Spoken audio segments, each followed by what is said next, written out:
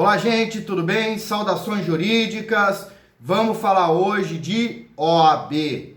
Nós vamos fazer o seguinte, nós vamos resolver algumas questões, na verdade as questões de direito constitucional do 29º exame da OAB e duas questões de direito tributário. E aí, para começar o vídeo, eu queria lembrar vocês o seguinte: assiste até o final, vê se você gosta, se gostar, curte, tá? Compartilha com quem estiver estudando para a OAB também. E mais, nos comentários, deixem dúvidas sobre questões, possíveis anulações de questão.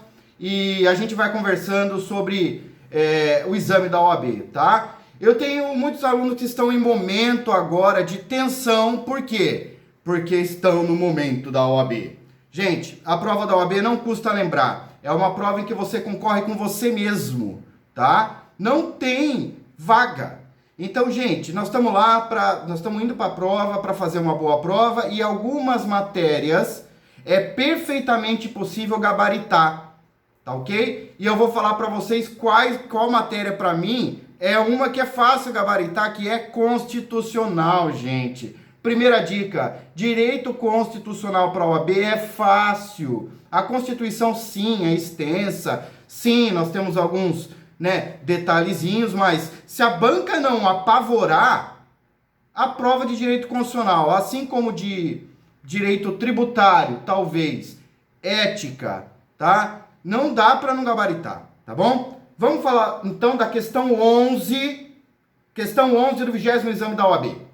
O Estado Alfa promulgou uma lei estadual concedendo unilateralmente isenção sobre o tributo incidente no ICMS, usados para fim da indústria automobilística. Gente, nessa questão, vamos pegar já a primeira dica, tá? Você vai passar o olho pelo enunciado e você vai procurar pelo enunciado sinais. Cadê os sinais? Olha os sinais aqui. O Estado Alfa atraiu o interesse de diversas montadoras que ali se instalaram. A Lei Estadual X, no entanto, contraria a norma da Constituição da República que dispõe caber à lei complementar regular a forma de concessão de incentivo. Quando você lê isso daí, você fala, nossa, ele está falando sobre competência. Não, olha só. Em razão da Lei Estadual X, o Estado beta, conhecido polo automobilístico, sofrerá drásticas perdas em razão da dedução na arrecadação tributária, com a evasão de divisa para o Estado Alfa. Gente, nessa questão, a gente já consegue pegar alguns sinais, né? Quais? A relação entre uma lei estadual e dois estados, o Estado Alfa e o Estado Beta. Nesse caso, já tem um sinal aí, é pertinência temática. E o que é pertinência temática, gente? No controle de constitucionalidade, nós temos os legitimados genéricos e os legitimados especiais. Os legitimados especiais, eles precisam ter uma pertinência temática. Qual legitimado especial, por excelência, cobram-se em OAB e concursos? O governador. Gente, a exigência da pertinência temática, então, é dizer o seguinte: a propositura de uma DIN é necessário que o legitimado tenha alguma relação com o tema que está sendo discutido na lei. Então, nesse caso, sempre vai ser, ou na maioria das vezes, é um estado tendo um benefício e um estado tendo um ônus. Nesse caso, nós temos a pertinência temática, é a questão de o governador do estado beta é legitimado ativo para propor a DIN em face da Lei Estadual X, a qual, mesmo sendo oriunda de ente federativo diverso, provoca evidentes reflexos e isso implica na pertinência temática, tá? Tá lá no artigo 103 da Constituição. Nós vamos ler os legitimados gerais. Quais desses legitimados precisam de pertinência temática?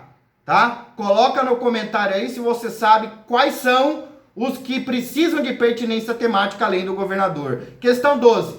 O deputado X, defensor de posições políticas estatizantes, convencido de que seria muito lucrativo o fato do Estado passar a explorar ele próprio a atividade econômica, ele quer que o Estado, gente, olha só, Esse deputado, ele quer que o Estado seja fortemente atuante na atividade econômica. Ocorre que está lá no 173 da Constituição. Ressalvados os casos previstos nesta Constituição, a exploração direta da atividade econômica pelo Estado só será permitida quando necessária aos imperativos da segurança nacional ou a relevante interesse coletivo, conforme definido em lei. Então, nesse caso, sem muito, o sinal aí seria muito simples, o Estado passa a explorar ele próprio atividades econômicas, você fala, opa, calma aí. Isso só pode em algumas circunstâncias. Questão certa, então, a C. É inconstitucional o projeto, pois a exploração direta da atividade econômica só será permitida quando necessária a segurança nacional e relativo interesse nacional, tá? Questão 13. Vamos lá, rapidinho. Durval, cidadão brasileiro engenheiro, desempenha trabalho voluntário em ONG, cuja principal objetivo é apurar conformidade das contas públicas e eventuais irregularidades. Gente, essa questão, ela trata de liberdade ou acesso à informação, tá? A questão certa fala o seguinte, olha o sinal, É um órgão público, a Secretaria de Obras do Estado Alfa deixa de divulgar na sua página as informações. O Durval comparece ao referido órgão, protocola pedido de informação. A gente fala, informação de órgão público? Gente, precisa falar muita coisa? Questão A. A decisão está em desacordo com a ordem jurídica, pois os órgãos e entidades públicas têm o dever legal de promover, mesmo sem requerimento, a divulgação em local de fácil acesso, Questão está lá no artigo 5º, inciso 33. Todos têm direito a receber dos órgãos públicos informações de seu interesse particular ou de interesse coletivo e geral, que serão prestadas no prazo da lei, sob pena de responsabilidade, ressalvado o caso de sigilo. Falou a questão alguma coisa de sigilo, gente? Não, tá? Agora, tem também a Lei de Acesso à Informação, no artigo 8º. Ela fala do dever dos órgãos e entidades públicas promoverem, independentemente de requerimento, a divulgação local de fácil acesso de assuntos que digam respeito, tá?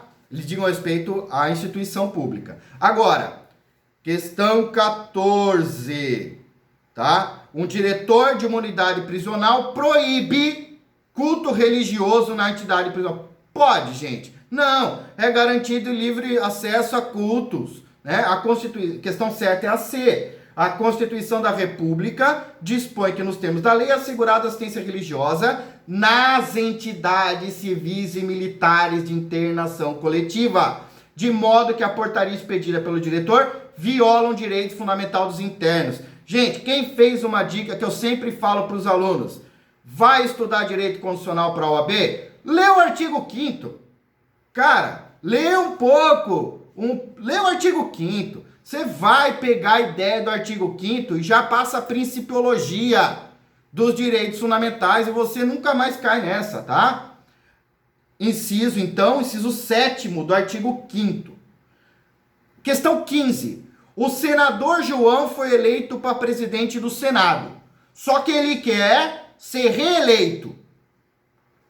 Senador foi eleito presidente do Senado. E ele quer ser reeleito. Pode? Não.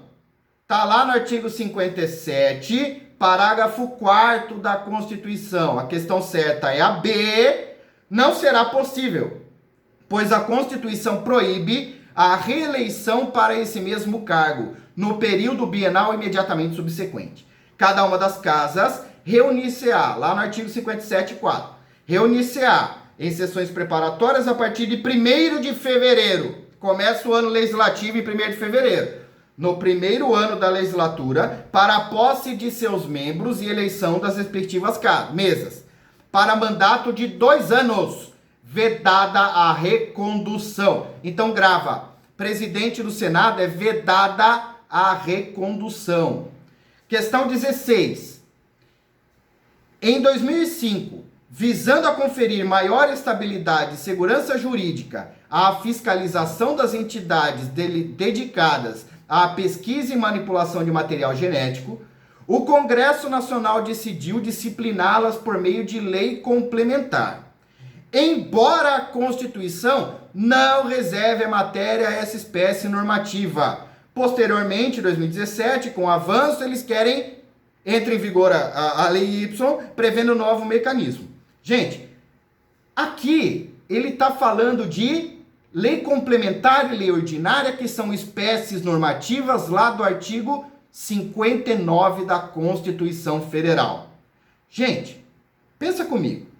Se a lei complementar foi feita e não precisava ser feita por lei complementar, ela é uma lei complementar ou uma lei ordinária? Ela é uma lei complementar quanto à forma, mas ela é uma lei ordinária quanto à matéria. Legal essa, hein? Olha só, a lei complementar, então, no caso, ela possui uma forma de lei complementar, mas o conteúdo dela é de lei ordinária. Questão certa é a D, a lei complementar X, por tratar de matéria a respeito da qual não se exige a referida espécie normativa, pode vir a ser revogada por lei ordinária posterior, que verse sobre a mesma temática. Tá bom? 17, estamos lá acabando. O município X, visando interligação de duas importantes zonas da cidade, após regular procedimento licitatório, efetua a contratação de concessionária, que ficaria responsável pela construção e administração da via. Ocorre que a análise do projeto constatou-se que a rodovia passaria em área de preservação ambiental. Aí surge o Arnaldo, um cidadão brasileiro, vereador, no exercício dos seus direitos políticos e propõe uma ação popular através do seu advogado. Ação popular precisa de advogado? Precisa, tá? É só o habeas corpus que não precisa de ação de advogado. Agora, capacidade postulatória. Agora, o Arnaldo entrou com a ação popular, mas ele pode desistir da ação popular? Gente, questão certa é a D. Caso o Arnaldo desista da ação popular, o MP ou qualquer cidadão que esteja no gozo de seus direitos políticos poderá prosseguir com a demanda, tá? A Lei de Ação Popular, a 4.717, de 65, ela fala assim, no artigo 9º, se o autor desistir da ação ou der motivo à absolvição da instância, serão publicados editais nos prazos e condições do 7.2, ficando assegurado a qualquer cidadão, bem como a representante do MP, dentro de 90 dias da última publicação feita, promover o prosseguimento da ação. Gente, é a questão difícil, é essa que era para errar. Não! Quando a gente estuda controle de constitucionalidade, nós vamos estudar ação popular também, né? Então, gente, não apavora. A ação popular, o caráter dela pode qualquer cidadão propor ação popular a fim de anular um ato lesivo ao patrimônio público, ao meio ambiente, etc. Tá? Então, o que importa aí é o interesse coletivo, não pode desistir da ação. 18. Gente, a 18 é uma organização de direitos humanos, está falando sobre um projeto de lei que tramita no Congresso Nacional, que fala que pode ter direito às férias, mas não terá direito à remuneração de férias. Gente, esse caso fala de controle de convencionalidade, que eu já falei para vocês aqui, tá? Em outro vídeo. Controle de convencionalidade é aquele controle que tem como parâmetro os tratados internacionais de direitos humanos não aprovados pelo rito da emenda constitucional. É isso que é controle de convencionalidade. Neste caso, o parâmetro seria o protocolo adicional à Convenção Americana sobre Direitos Humanos em matéria de direitos econômicos, sociais e culturais. Olha isso, controle de convencionalidade cai na OAB, né? Valério Mazzuoli tá lá feliz. De acordo com o Jorge Miranda, professor Jorge Miranda, professor Valério Mazzuoli é o maior internacionalista em língua portuguesa. Legal isso, né? Então, a questão certa é a B, porque é possível submeter ao controle de convencionalidade. Teria como parâmetro o protocolo de São Salvador. Eu separei mais umas duas questões aqui para vocês. A 23. O município X, na tentativa de fazer com que o cofre público pudesse receber determinado tributo com mais celeridade, publicou uma lei que alterava a data de recolhimento da exação. A lei dispunha que os efeitos de suas determinações seriam imediatos. Nesse sentido, assinale a afirmativa correta. Correta é a C. A lei é constitucional, uma vez que nessa hipótese não se sujeita ao princípio da anterioridade. Lição de casa para terminar. Vai lá no artigo 150 da Constituição, lê o artigo 150 da Constituição, combinado com a súmula vinculante 50. Faz isso. Pega lá as competências, pega lá o artigo 150 da Constituição. Olha uma dica. Várias disciplinas, eu vou fazer isso também, eu vou costumar separar questões, vão mandando para mim, tá? Mas eu também vou separar questões que sejam de outras matérias que estejam como base legal a Constituição. Então, olha só. Questão 25, por exemplo, fala de empréstimo compulsório. Gente, empréstimo compulsório, eles falam demais em prova, em concurso. Vai lá ler também, por favor, artigo 154, 1 e o 62, parágrafo 1º, 3 da Constituição, tá? Então, ó, já vimos aqui algumas questões de constitucional e questões que nem são de constitucional, mas cobram o conteúdo constitucional. Então é o que eu falo, gente, constitucional é o mais importante, tá ok? Se gostou do vídeo, curte, compartilha com os amigos, deixem nos comentários o nome, e-mail e contato, senão eu não sei para quem vai ser sorteado o livro, né? E aí, quem já deixou os nominhos lá, vão ficar felizes. Um beijo e queijo, saudações jurídicas.